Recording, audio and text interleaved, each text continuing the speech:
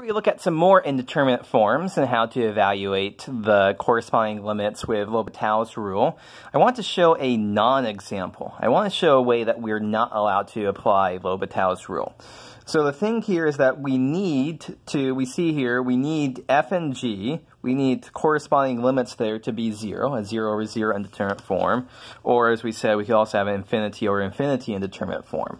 If we don't have an indeterminate form, we can't use L'Hopital's rule. Let's see an example of that. So suppose I ask you about what is the limit as x goes to 1 of x squared plus 1 over 2x plus 1.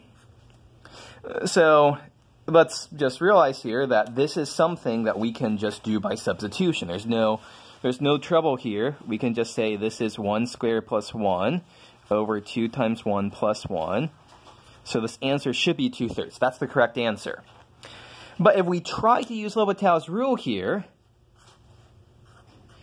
if we try to say that we're using L'Hopital's rule, what happens here, we get the derivative of x squared plus 1 is 2x. The derivative of 2x plus 1 is 2. So this is the limit as x goes to 1 of x. And so our answer is 1.